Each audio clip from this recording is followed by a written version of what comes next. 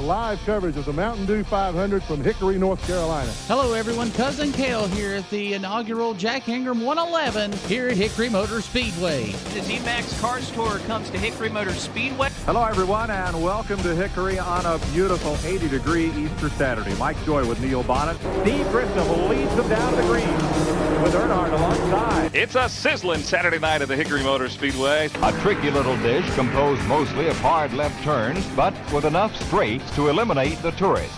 For Glenn Jarrett and Neil Bonnet, Mike Joy congratulating Tommy Houston on a great victory here at his home track, Hickory. Off turn 2, it's a freight train of late models thundering down the back straightaway of America's most famous short track. The real key to Hickory is how well you have the car getting up off the corner here. You have to handle well. On a blustery afternoon in Hickory, North Carolina, you are looking at one of America's most famous short tracks, the birthplace of NASCAR stars. This is the Hickory Motor Speedway. What's up, everybody? Welcome back to America's Most Famous Podcast. I believe, and I've kind of lost count now, but I believe this is episode number 6, so it's good to be back. I'm Bryson Davis with Kel Lineberger, and I think it's his number 6, Kel. Is that right? I believe that's right. Yeah, I believe this is episode 6. I should welcome you back to the show. yeah. I wasn't able to be here last week, but you did a good job covering everything. I do know, just from like experience, it's tough to do something like that on your own. When you're in a situation where you have to you have a guest and you have to ask questions and stuff. A lot of times, like I know that's difficult because I've done that just in the past on my own, and it's hard. But when I have you here to kind of spin ideas off of, and then you say something that may make me think of something or vice versa or whatever, but we can kind of spin off of each other. And I thought that had to be hard because I know that's difficult. So you did a good job. The show was good, and I enjoyed watching it. I think the people did too. So thanks for doing that, by the way. Thanks for sitting in for me. Oh, absolutely. It's always a pleasure. It's kind of like whenever we're in the booth together, you don't really realize how much you miss your broadcast partner till they're not there. I know, sometimes you'll have something to do or I'll have something to do, and it really makes just the flow of the show a little bit different. You got to, to keep an interest up when you don't have somebody to play off of is a little bit harder. So but it's all good. It's good experience for both of us. Yeah, man. Yeah, it really is. So anyway, well, thanks again for doing that. I did enjoy getting back at the track with you on Saturday. We had a really good race, as we always do, but things were pretty exciting. I think when you look at things just from a broad perspective, just overall looking back on the night, we had a couple of new winners, a lot of young drivers. There was a couple that sort of getting their first wins, first-time pole sitters. So there was a whole lot of stories that were being generated throughout the night, but all of that kind of started in qualifying. Yeah, qualifying was pretty interesting, I would say. It had a couple guys roll in there right just barely got to qualify in a couple different divisions. I know Graham Haller, probably the most notable, came in from doing some track testing somewhere else, came in and, didn't qualify like right up front, but qualified mid-pack, which was pretty cool. But we'll go back over some of those things right now. On the qualifying for this past weekend, the Renegades were back on tap. We'll start with those guys. Steve Smart sat it on the pole with an 18.203, just a little bit over a tenth quicker than Jackson Sparks. When Jackson comes to town, he's always got his stuff set on keel. That's the first time he'd raced with us this season so far, so maybe a little bit of change in the notes. Definitely a different tire that they're running this season, as we've made mention to a few times, and the way the Renegade guys finished was much the same. Steve Smart taking the win once again. Jackson Sparks finishing second, Jordan Cook and Matthew Chambers. Those guys at the back of that field, Cook and Chambers, they've been making some strides, getting some better lap times. So looks like they made the learning curve of the tire maybe, not such a big deal for them. Moving on to the Super Trucks with their qualifying effort, Josh Goebel setting it up on the pole. No surprise there. Josh, he's always strong when he comes to Hickory Motor Speedway, just a few hundredths of a second faster than Dwayne Cook and Kyle Barnes. And then that's one thing I really want to talk about is that Super Truck feature. What they have really put on a show the few times that we've had them this season. Jacob the Rocket Hayes, he started in 5th, was able to pilot that truck all the way to the front and get the win. We're going to have Jacob on here in segment number 2 here in just a little bit, and I can't wait to hear what he has to say about some of that.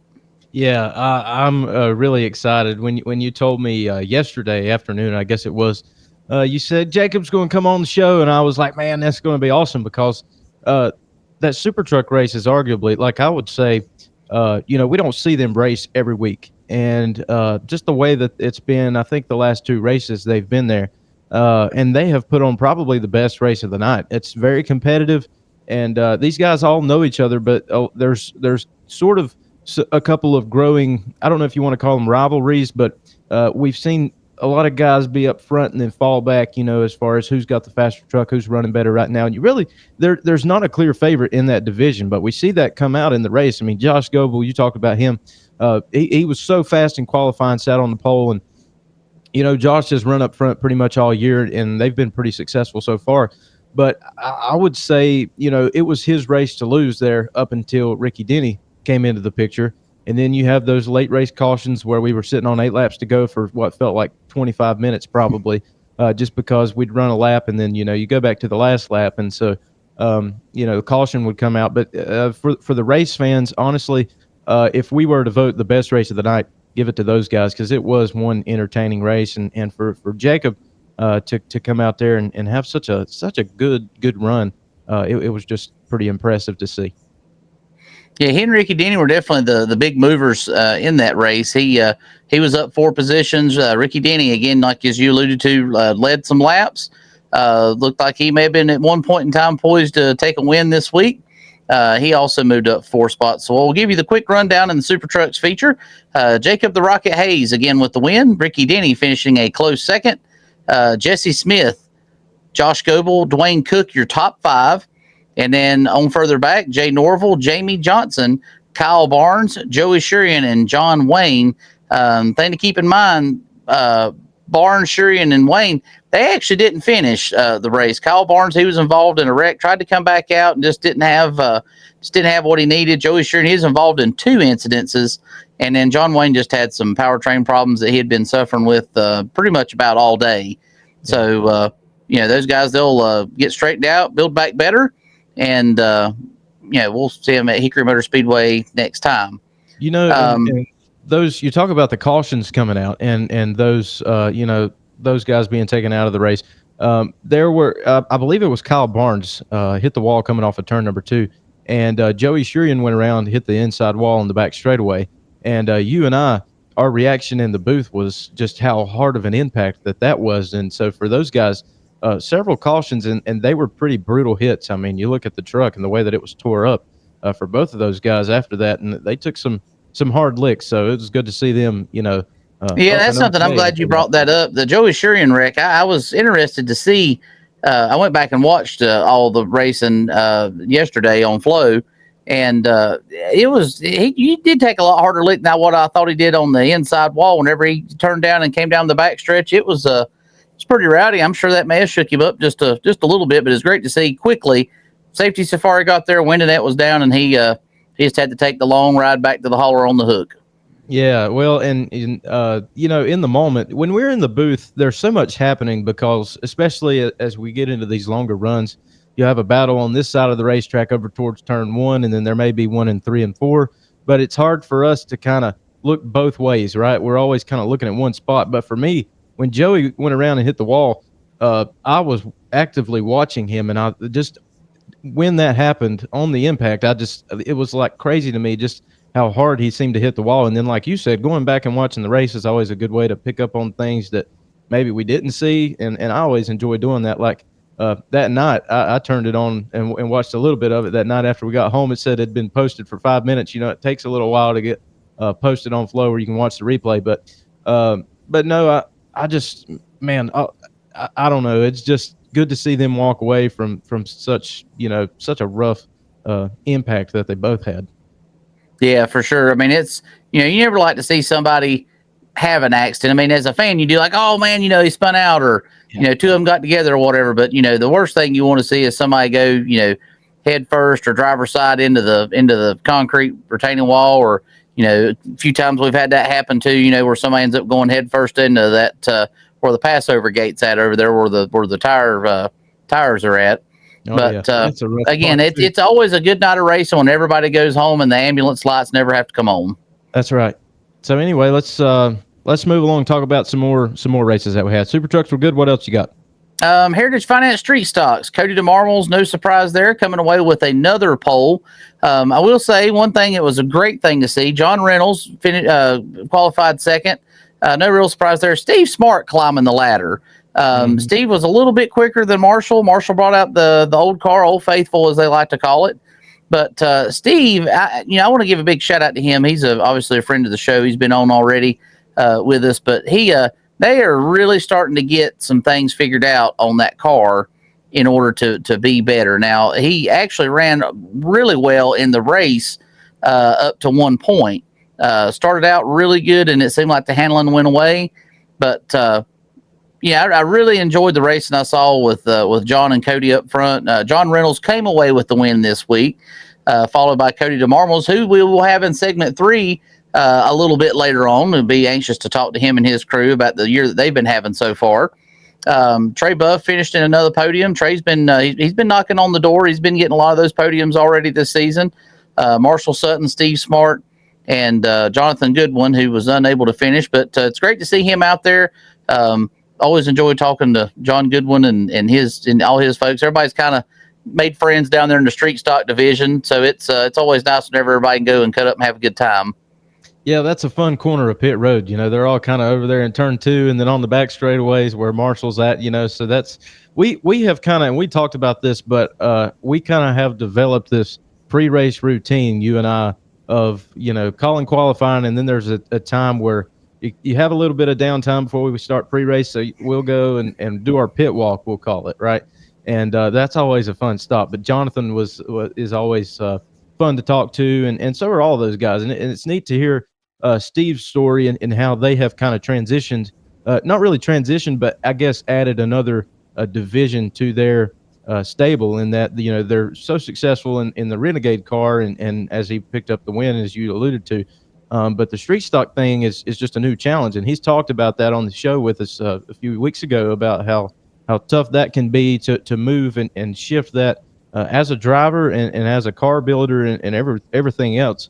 Just a different strategy, but they had a pretty solid night, I would say, and I'm sure they learned a lot. So they've provided us with a pretty good story to be able to follow along and see what it takes to jump into a new division and figure things out, as you're going along. So the street stocks were awesome. I love that class. I love the nostalgia, the way the cars look and all of that. So they put on a good 30-lap show. Moving right along, the Paramount Auto Group Limited late models were in action for round number 3 of the Big Ten Challenge for the 2025 racing season. And Billy Snodgrass, I would say that was probably the biggest surprise of the afternoon. No surprise that they've been working really hard. They've come a long way in the last season or so, and he's been doing quite well. I know he was even surprised when he talked to you during pre-race that they didn't expect to necessarily be right there this week. But Billy set it up on the pole this week, followed by a strong run from Helio Meza, who pulled double duty in both late model and limited. The young man Aiden King, Walter Jenkins, both Lee Falk Racing cars. Billy Jack Lester from Lexington qualified 5th. And then Daniel Wilk in the Jason Smith Racing Chevrolet. Trey Burke, Gracie Crocker, Jeff Allen made out your round of 9 there. And then Billy Snodgrass coming away with the win, man. 50 laps out front pretty much, the whole time. Coming away with a win. That was his first win, if I remember right, at Hickory Motor Speedway in that division. Daniel Wilk came away with a strong P2 finish. He jumped up 4 spots. He was our biggest mover of the day. Walter Jenkins finished in 3rd. Aiden King finished 4th. Helio Meza, he dropped back to 5th. Trey Burke finished in 6th. Billy Jack Lester, Jeff Allen, and Corey Smith with Gracie Crocker bringing up the tail end. She was 2 laps down, 2 positions down from where she started. And it's, I can't say enough good things, man. It was great to see Billy Snodgrass be able to come away with that win. I mean, I thought like that was kind of like the feel-good story of the day. Yeah, man, it definitely was the feel-good story of the day. And I would say just talking to him pre-race, they qualified. I think it was his first pole, so just just overall a good day for him. A lot of emotion when he got out of the car, and a great interview. If you hadn't had a chance to see that, you can always go watch the replay on Flow and see that. But it was just a really good race, and those guys had a good night, and it was definitely well deserved. Elio Meza, he talked to us as well down there in the front, but he put on a pretty good show there as well. We had Billy Snodgrass was one of two, I think, first-time winners for the night. So certainly was pretty neat to see those guys finally get that accomplished. Well, moving up to the big boys of the night, the Leapfrog Landscaping late models were in action for twin 40-lap featurettes that saw Helio Meza come away with his first career late model pole award. Michael Bumgarner ended up P2. He's also a friend of the show. It's kind of funny. He said it I always felt like he sucked at qualifying, but man, he has been knocking it down consistently this season. They've definitely got the short run speed and the qualifying figured out. Charlie Watson in the P3 position, Blaine Harrison, Taylor Reimer, Thomas Bean, Graham Haller, Skylar Chaney, and Tristan Bruce were your 9 late models at Hickory. No more than about 2/10 separated first to last.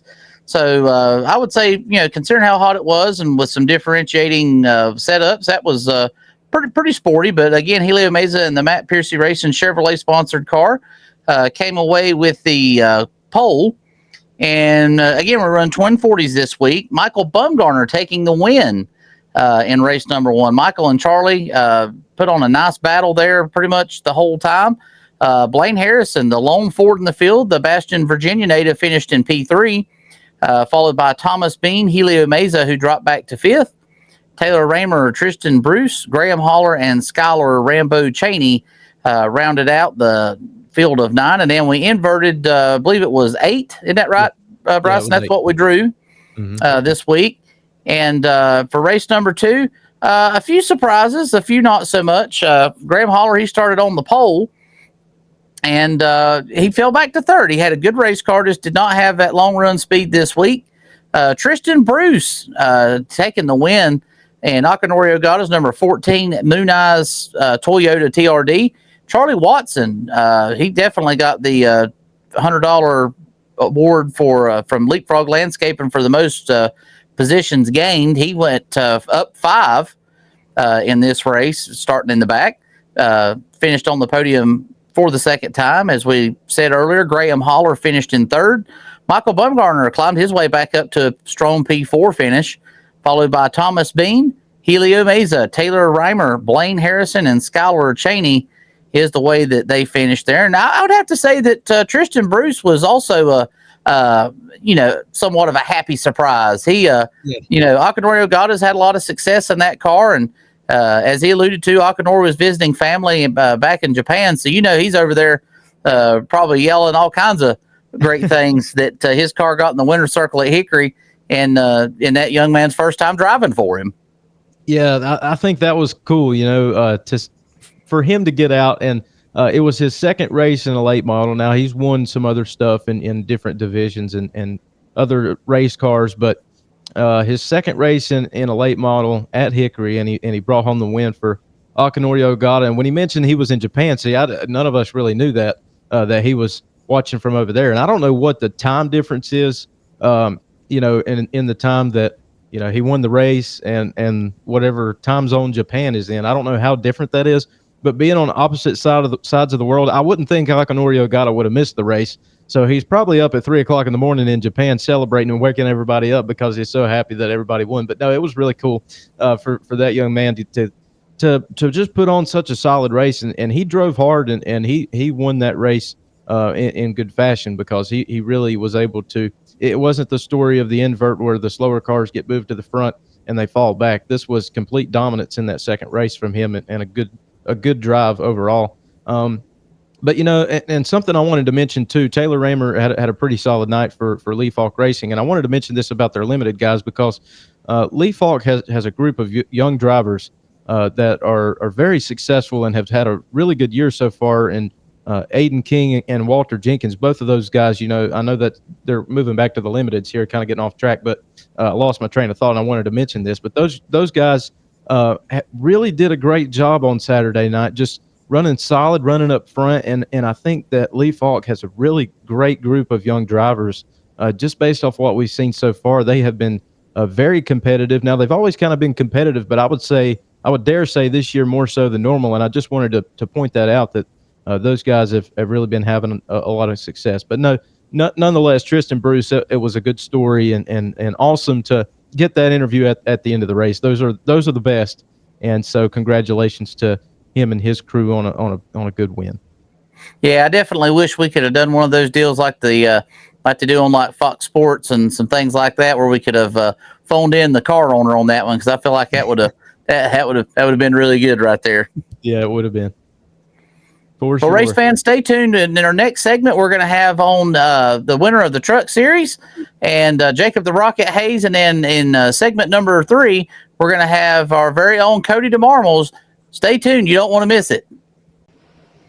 Hello, race fans. Welcome back to America's Most Famous Podcast. Here for segment 2, we have Jacob the Rocket Hayes on here. Jacob, thanks so much for being with us tonight. Thank y'all for letting me be a part of it. So, we had a chance to talk just a little bit the other day, but and a little while ago. But tell us what it means to have your first win at Hickory Motor Speedway in a truck, man. That's pretty cool. Yeah, it was definitely shocking and felt so surreal in the moment. I mean, our goal was to win a handful of races because we feel like we have some of the best equipment I've ever come to the racetrack with, and we have so many great people helping us. So the goal was to win a handful of races, but we didn't expect it to come this soon. And that has to be really special for you guys, because that's the first win. I know that you'd had some other experience at Hickory a few times in a street stock. Is that right? Yeah, we ran the street stocks in 2023, driving Trey Buff's car, and then was going to run trucks last year and had some mechanical problems sideline us at the beginning of the year, so we decided to hold off and supported both Hickory and Tri-County, and they're starting up the Crown Vic class and almost got the championship at Tri-County with it, and I think we came out with a total of 15 wins between both racetracks last year. Well, man, that's pretty cool. I got to say, just because, I was able to talk with you after the race, and going down there, I love being able to have the interviews with drivers in their first wins. And I know that you've been successful in these other classes, but just that raw reaction climbing out of the truck, I love being there, just, off to the side, being able to witness that, because it seemed to be very emotional for you. So what does that mean to finally cross over into that and now be able to say, hey, I'm a winner in the Truck Series at Hickory, and I've done this, accomplished it. What is that feeling that you get? It was just so shocking. Just nothing I would have expected to come so soon, and especially with the day we were having. It wasn't a bad day at the racetrack, but we weren't the fastest on the boards all day. We were kind of just a tenth and a half off all day, and we didn't have the best truck, and part of it was me not driving it how I needed to. And during that red flag, Charlie Watson and Will Allred at PRW, they came over the radio and gave me some pointers and told me what I needed to change and got me in the right mindset like I needed to be, and it helped me. Yeah, I believe that, and that's good to have it's good to have a team of guys like that, like Charlie. We talked to him on the podcast. He's sold his truck now, and it's still winning races and very successful. But to have him, he's a veteran of the track, right? He's raced for so many years at Hickory. He's got to know every angle that you need to hit. So to kind of have him in your corner, that's a pretty good advantage that sets you apart from the rest of the teams. It was a huge advantage. We came and tested before the season opener a handful of times, and I'd only ran the street stock there, and I kind of started driving it like I would that, thinking I was doing what I needed to, and I get out of the car, and I was a second off of what Ricky was running at the championship race last year. And then Charlie's on the radio as I go out the next time and just give me points to kind of where to lift and where to get back on the throttle and how much brake to use. And I picked up that second. We was right there on pace the whole after that, and just kept getting quicker after that. So tell the viewers that may not be familiar with your story. You started out in mini stocks up the road, and you've done some street stock racing, and obviously a truck winner now. Where did you get your start in racing, and how long have you been doing it?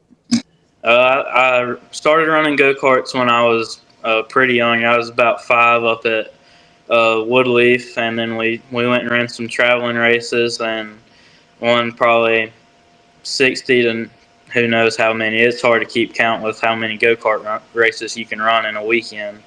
And then we moved into running cars that I was about 10 years old, and I was running mini stocks from then until I was about 14. And when I was younger and my dad was running Renegades at Hickory, him and Trey always parked close to each other and talked. And Trey always said when I was old enough he was going to give me the opportunity in one of his cars, and he was a man of his word and put me in a street stock. And end of 2022, we attempted 2 races. We ran one and went to go run the fall brawl, and we had some mechanical failures, and we came back in 2023 and ran the full year.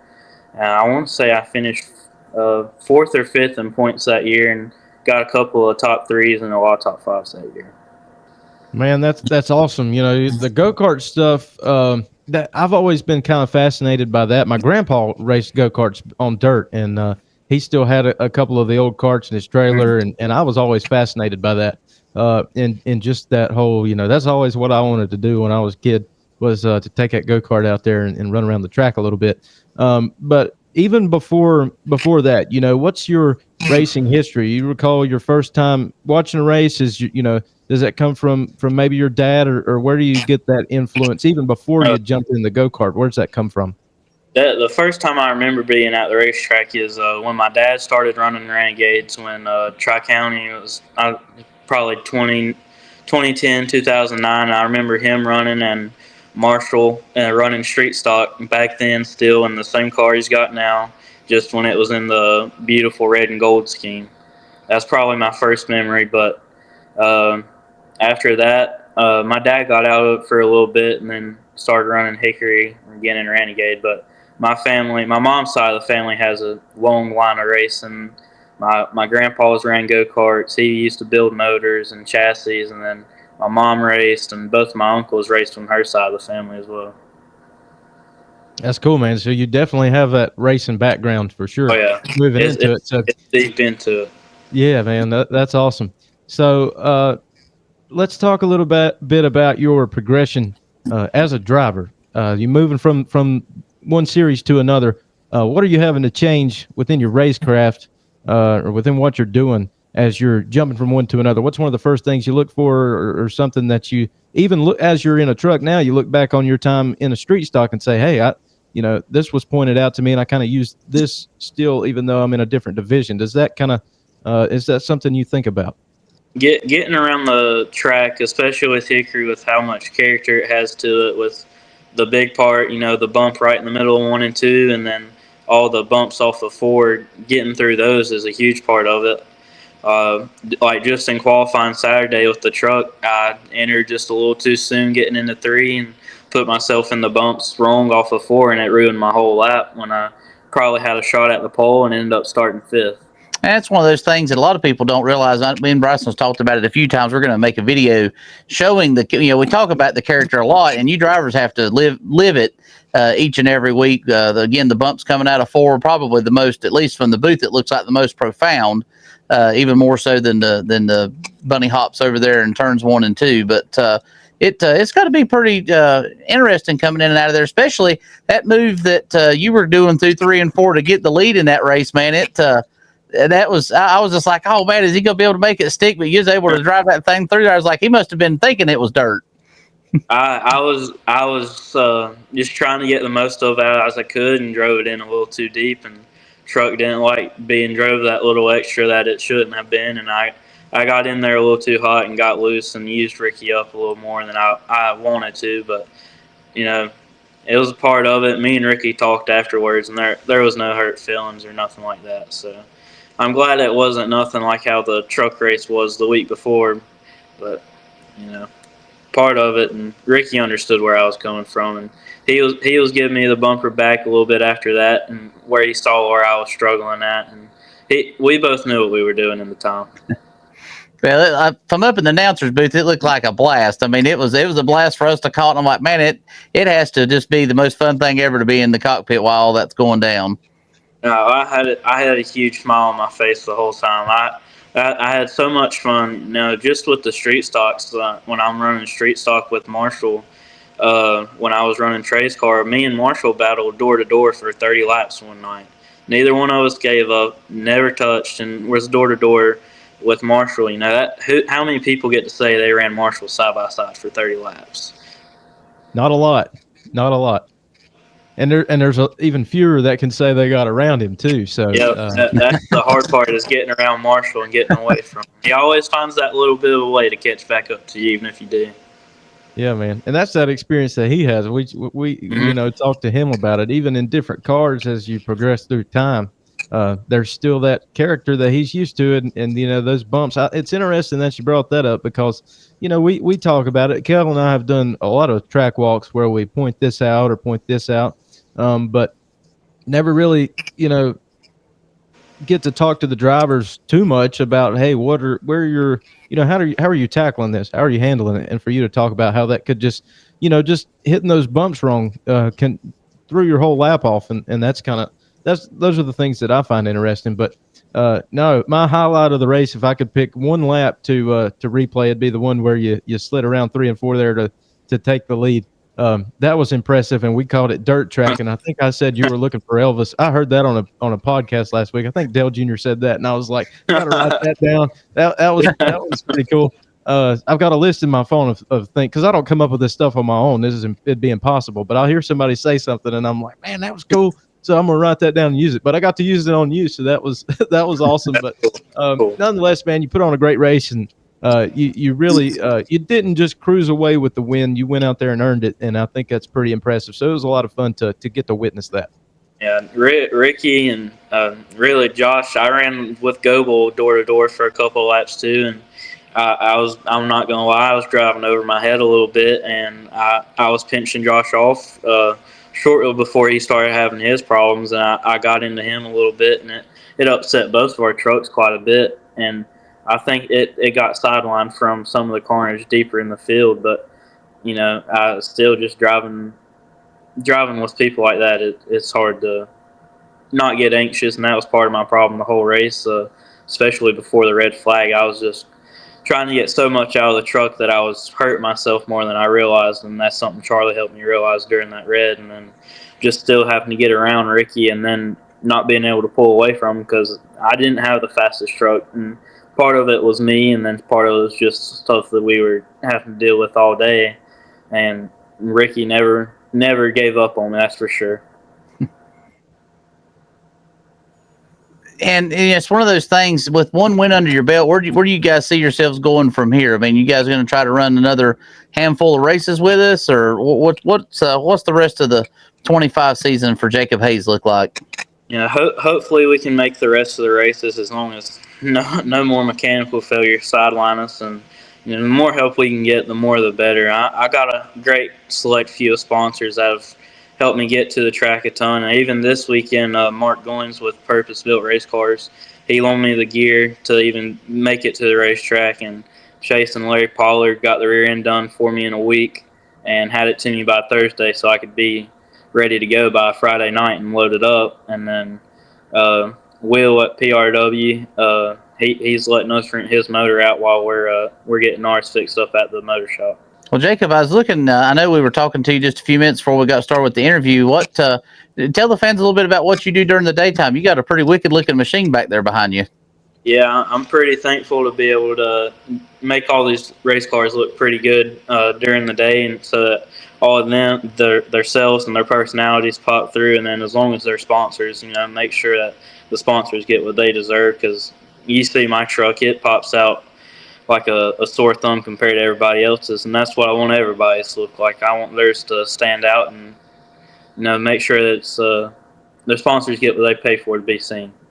Well, me and Bryson were definitely talking about that. That if there was a car show award for the trucks, that yours would definitely have to be up towards the top. It's got a look all its own, especially with that tangerine color and everything. It really pops, and you can see it really well around the racetrack. And a lot of people don't realize what that really means to a sponsor. Being able to have that visual effect and be able to see it, and like that's my name on the side of that car, and everybody sees it. I always think about me and Bryson like to talk about old NASCAR sometimes, of like the guys, especially Davey Allison's paint scheme in the 80s, where it was white, red, and black was one of my favorite ones, where it had the chrome looking 28 and stuff on it. You could see they picked that car out of a lineup of 100 cars, and that's definitely something that yours does. And that again, I think it's great that somebody like yourself has the vision for that.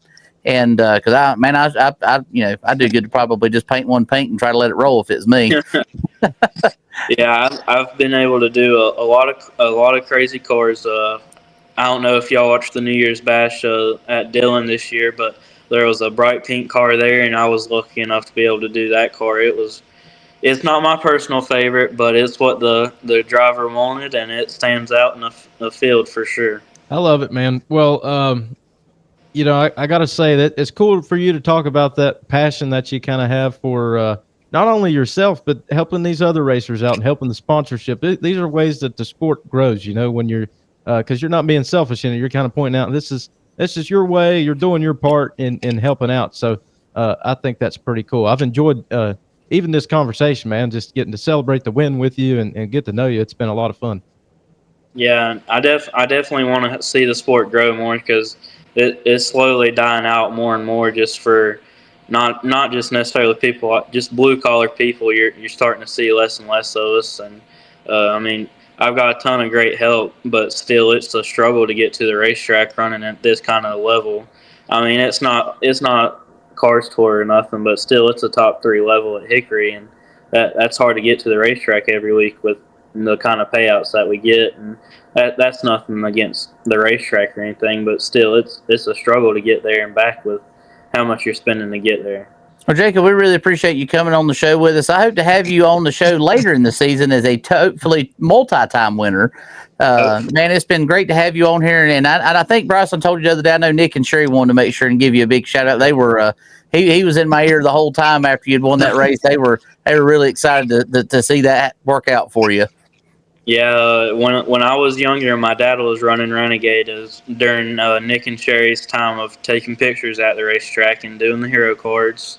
And I would always hang out with them. And Talon Pelfrey was always over there. He's helping Matt Piercy crewing now. And then they had their 2 daughters there as well. And we'd be over there walking around the pits. And we would give the drivers their trophy and the check at the end of the night during their time to celebrate their wins. And those are lifelong memories for all of us, I feel like. And that's where that connection comes through at. That's awesome. Well. From the sounds of this conversation, just getting to know you better, you were born a racer, and you certainly have proved that you are one on Saturday night. So congrats again, on your big win on Saturday. And man, we hope to see a lot more. Hopefully I'll get to talk to y'all more in Victory Lane this year. That's Jacob the Rocket Hayes, ladies and gentlemen, here on America's Most Famous Podcast. Don't go anywhere. We'll be right back with segment 3. All right, Cody DeMarmels joins us now. He is the 2024 Street Stock Track Champion at Hickory Motor Speedway, and he's won a whole lot of races. I've lost count. I can't remember do you know what number are you at now, Cody? You know what number it is? I want to say it's 55 in a Street Stock now, but yeah. I could be wrong. It's a lot. That's all that I know. But man, yeah. And I feel like, to be honest, we've witnessed a lot of those just in the last couple of years. So you guys have been doing good. But it's good to have you on the show. We've been talking about doing this, having you on. It seems like every week at the track, we're like, man, we need to get you on, and finally we're able to do that. So thanks for coming on, man. Well, not a problem. I appreciate you guys for having me, and it's nice that we have a week off, because it's always Monday's normally the day to tear the car down and rebuild. So we got a couple days of just relaxing. Yeah, well, I saw you had your cold beverage there in your hand, so it's a good night to just chill out, man. That's good. Yeah, I got the fridge stocked up next to me, so I'm ready to go.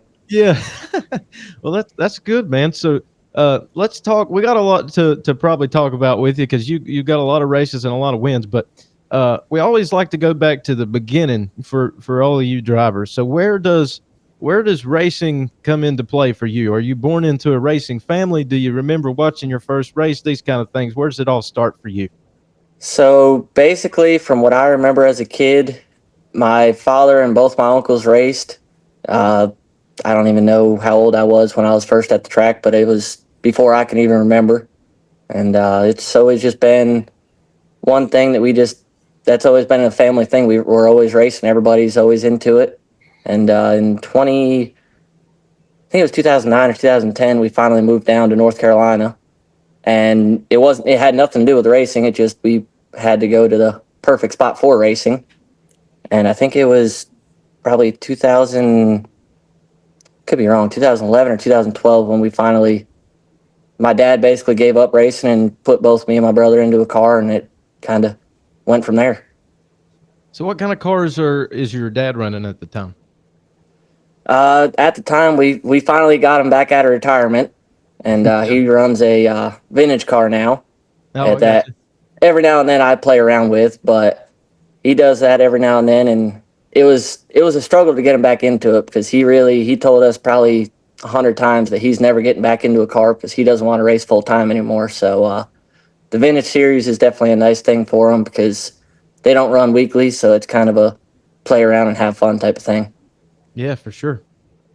And those cars are pretty stout because they run like a similar chassis to what you guys run. Is that right? In the street stocks? So actually, the street stocks we're still on. Oh, almost fell off the chair. We're on a stock chassis, and a lot of those, including ours, they're a full tube chassis, more like a late model stock, and you can kind of put a little bit more motor into it, and it's, of course, we went a little overboard. We have too much motor for what tire we got, but it's always fun to have a little bit more than you need. Now, I know whenever you got started and stuff and to where you are now, I know when I first started announcing 4 years ago now, you guys were running really well, looking for more and more wins. Wins weren't just coming quite like they are today. And tell us what it took. What was the biggest thing that happened in your racing program to get you where you are today with the wins coming, more frequently, and then been able to run at multiple tracks, at Hickory and up the street and everything. And just with all the success that you guys have had, is it just, have you been able to hone your craft more? Is it, you've been able to figure out the handling and chassis piece of it more? What's been the most helpful? So actually, I started at Hickory in 2014 or 15, something like that. And we ran the street stock, our personal car, for quite a while. And then 2018, I moved up to limited, and I won the championship in 2019. And then after that, work got so busy, and we kind of stopped racing.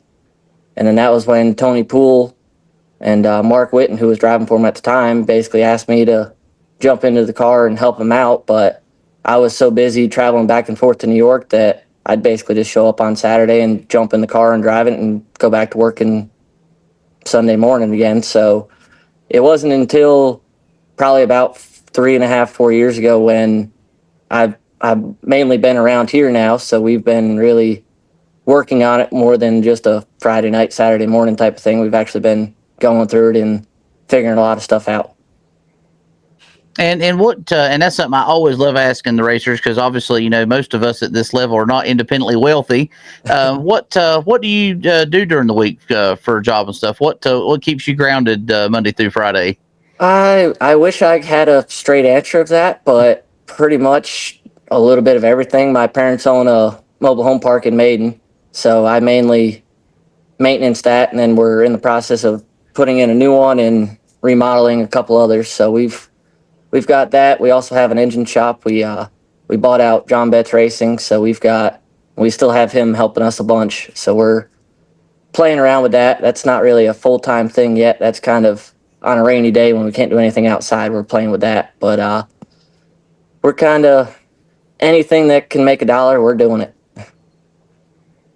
But I'm sure that's got to be a lot of fun. And not the race car thing, obviously, but the engine shop, I'm sure that's probably more of a labor of love than being maybe lack of a better term, the super of the mobile home park and stuff. But that's pretty cool. I mean, it still gives you, I think some of the at least in my humble opinion, that some of your best people in race cars are people that can also work and fix on houses. I know a lot of people over the years have been, roofers by trade, or they frame homes, or they go and fix things. And, that's not too unlike a race car, truthfully, where, it's broke, you have to fix it, you have to find a better way to do it. And a lot of those guys, the imagination and the will's there.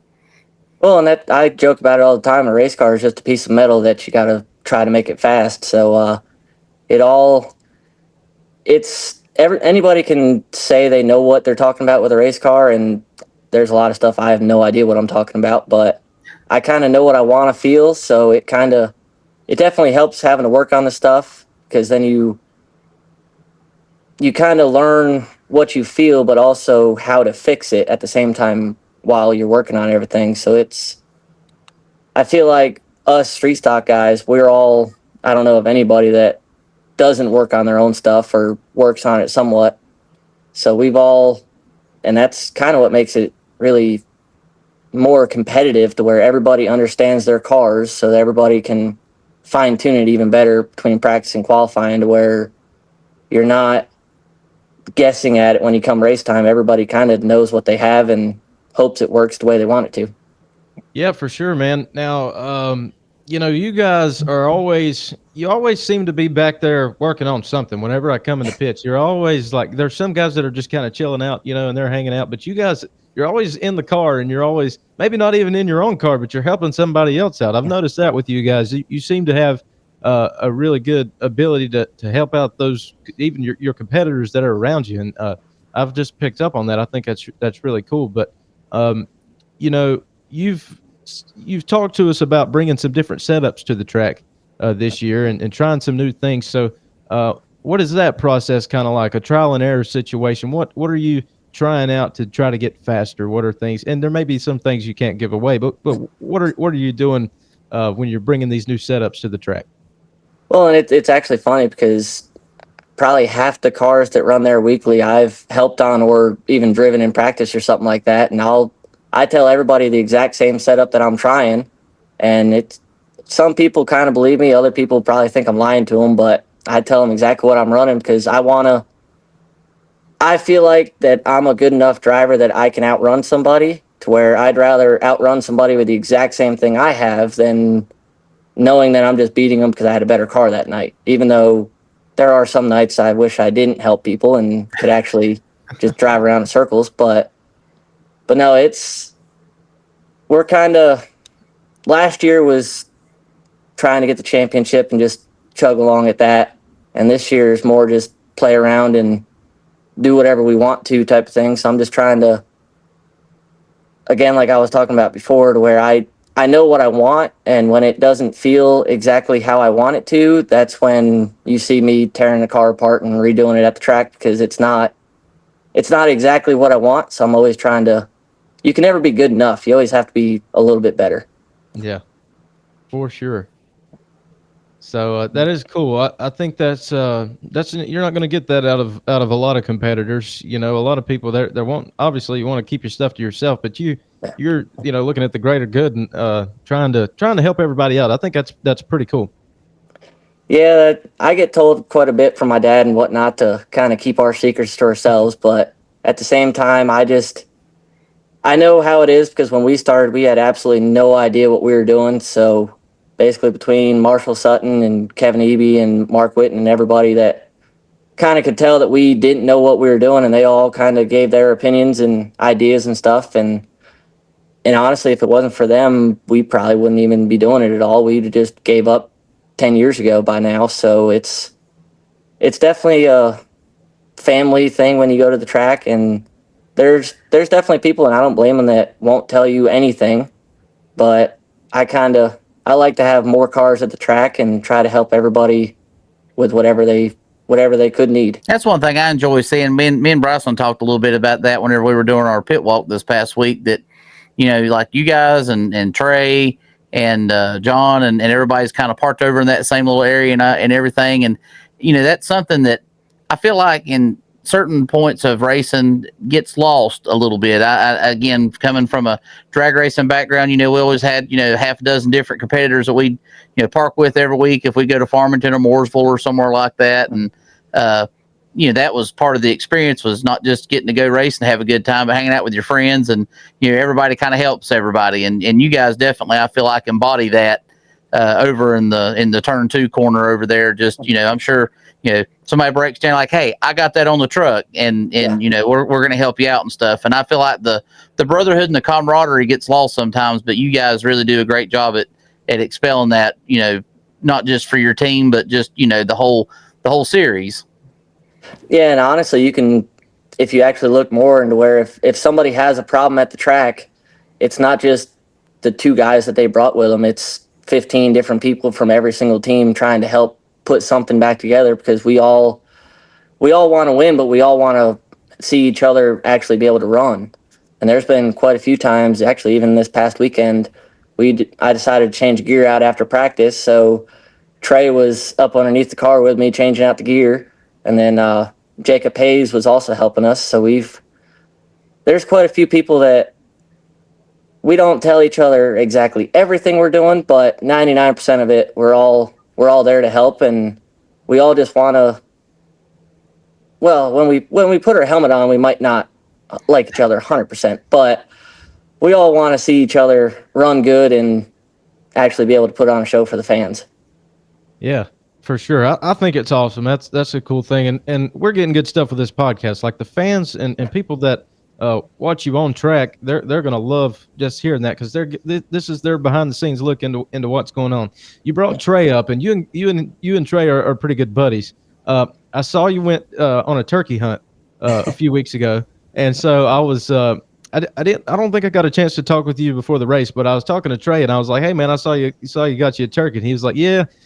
He said, the car is not exactly where I want it tonight. I might not beat Cody tonight, but he said I shot a bigger turkey than he did the other week, so that's good enough for me.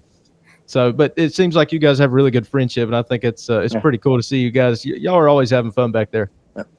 Yeah, and it's actually funny to where we met from racing together, and it was always one of those things that he told me how old he is. He's mid-30s, I think. I could be wrong. He'll probably yell at me for that, but. And he's probably at least 10 years older than I am.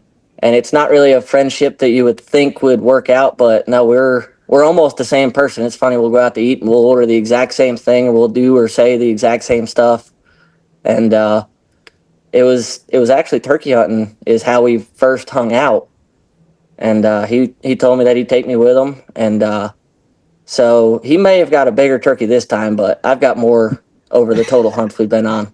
Now the truth comes out. So now we're learning how it really is. We'll have to talk to him about it at the next race. That's funny. So you really, the first time you're hanging out is turkey hunting. Yeah, we always just talked at the track and stuff like that, but the first time we ever actually hung out together, he took me up to the same spot we just went.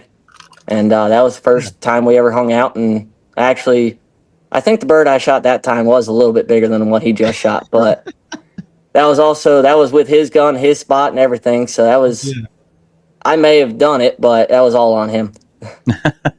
That's awesome. I love it, man. So what does the rest of the season look like for you? I know you're, from the looks of it, it looks like you're on track to possibly repeat as the reigning and defending champion in the street stocks. But I know a few weeks ago you got to get your feet wet again in something a little fancier, driving Jason Smith's car. Do you have any plans to step up and do any more in the higher ranks this year, or kind of comfortable with what you're doing? What's the rest of 2025 look like for you?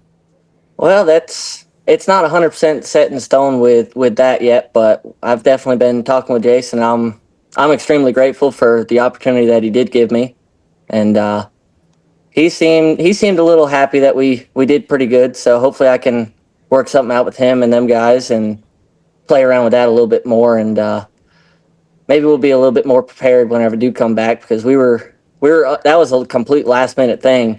We were unloading the car as late models were going on track for first practice, so we were we pretty much just showed up just to be a field filler type of thing, just to help out with a little bit of car count. And definitely, we weren't planning on leading any laps, but we definitely we could have had a little bit more for them if we could have maybe saved a little bit more tire in the first race there. But for the street stock, this year we're planning on running with the Star Super Stock Tour, and there's a couple races that interfere with each other. So unfortunately, I won't be able to try to go back to back at Hickory, but we'll definitely, basically every race that we're not running with them, we plan on running at Hickory and kind of fine-tuning the car a little bit, mostly because I have so many laps there that I know exactly when the car isn't 100%. So that's definitely a good spot to play around with and make sure it is good whenever we go run against a few other cars. Talk a little bit about that tour that you're running. What kind of tracks are you going to? Is there any place that you're looking forward to? Maybe you haven't run yet, or you're looking forward to trying something new anywhere on that tour? So Boo and Aaron have done a great job for us normal. I mean, I've said it in an interview before. I mean, all of us free stock guys, we're just a couple rednecks that love racing, and they're doing a great job showcasing us and putting us out there. And actually, last year was the first time that we've had street stocks at South Boston in quite a while, and that was one track that I've always wanted to race at, no matter what car it was. And then they allowed us to go there, and then we went back again this year. And there's, I think, 2 or 3 tracks on the schedule that I've never even seen or heard of. Well, I've heard of them, but I've never seen a race there or nothing. So we've few things that are kind of hopefully we do good, but also excited to go there and try something new. Because from starting out, we kind of went to Hickory because it's only 5-10 minutes from the house, so we've never really traveled much. So the past year and a half, 2 years, we've really went out and started running other tracks and learning that we're not just good at Hickory, we're pretty decent everywhere we go. So unfortunately, we haven't managed to knock off a win with them guys yet, but I feel like we've fine-tuned it a little bit more with that Hickory and stuff, so we can definitely be a little bit closer the next time we go. Well, I love hearing your story and how you come from a racing background and the love that you have for the sport and your fellow man. I feel like we need more of that. We need more Cody DeMarmels in the in the area, and I feel like, the sport's going to grow with people like you in it. And I can say, as an honest, as a fan above anything else, whether, working for the Speedway or not, that that's the kind of stuff it's going to take. And I agree with you with what you said about Boo and Aaron. They have done a great job at showcasing the little man. It's not, don't get me wrong. I love the Cars Tour and stuff like that just as much as anybody, but, that they're not the only ones there. And, the street stock stuff put you guys, especially at Hickory and even up the road and stuff. I mean, there's lots of nights you guys put on the best show that there is, to have there, beating and banging, swapping paint and stuff. And, I feel like that's the common man's race car at the non-common racetracks. Yeah. So I'm excited to see what you guys are able to do in that series. Yeah. And they've done, I mean, I said it before, but they've done a phenomenal job with just getting us out there and even just trying different tracks that honestly we probably wouldn't even attempt to go to. And they're doing a great job, just not just helping us get to tracks, but also helping out with getting us sponsorships and stuff like that. And I'm actually part of the Simpson Select program for them, which is kind of like the Cars Tour Tour in 12. So I definitely got to thank Simpson for all they've helped us with and everything they're doing for the short track little guy, like you said. And we're definitely grateful for everything that they keep doing for us. And hopefully one day we can break into the Cars Tour type stuff. But we're still playing around with the street stock stuff for now. But hopefully one day we can make it there. Yeah, man. Well, I think at the rate that you guys are running success in street stocks, I don't see why that couldn't be a possibility. I don't see that being too far. So maybe we'll see that in your future, and I hope we do, man. It's been a lot of fun seeing you run over the last couple of years. I know I've only been, I guess this is year 3 for me in the booth at Hickory, but before, I was still there down there working my little gate. That was my job. That's what I did. And so still, I feel like I've seen you win like crazy, and it's just been really cool to see you. And like I said, I love that about you. The fact that you're, helping everybody out, and you understand the point of the common good of everybody. And even in the conversation we just had with Jacob Hayes, I feel like there's a similar thing there. It's just helping the sport, and I feel like you seem to have a passion to do that. And it's guys like you with the mindset and the passion that you have that really build up the sport. I say all the time, places like Hickory, we're a NASCAR sanctioned track, but and you can sit here and rank NASCAR like you would baseball, AAA, AA, whatever. Sort of an easy way to explain it, but we are. Even though being a lower division, as we're not the Cup Series racing on Sunday, but places like Hickory, this is the foundation of our sport, and it's guys like you that make it so meaningful to have such a strong and solid foundation. The roots of the sport and all of that lies within Hickory in a class like the street stocks, and that's part of the reason why it's my favorite division to watch. And it's just a lot of fun. So. It's been great to talk with you. I'm hoping maybe we can do this again in the future. Maybe we'll get Trey on here with you next time and really see who got the biggest bird.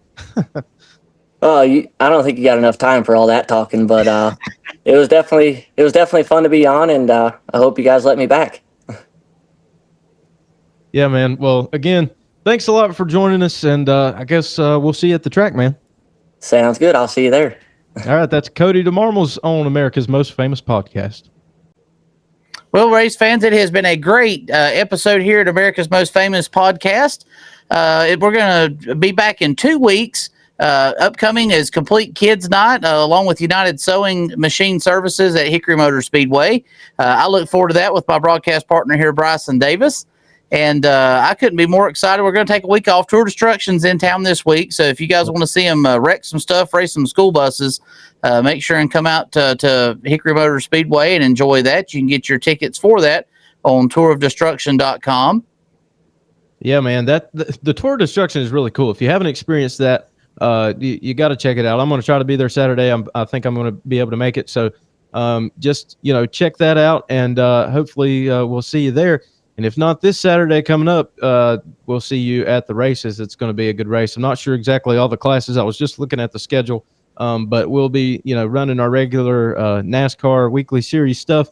So come and check it out. Kel, I have enjoyed this podcast. I think the fans will enjoy it. We had a good conversation with Jacob, and then along with Cody there, just talking about racing. And I think I always try to think of an overall theme for the episode. It seems like today maybe the common good. Both of those guys are doing a lot of good stuff to help out, not only NASCAR racing at Hickory, but just the racing community in general. And they're all doing their part.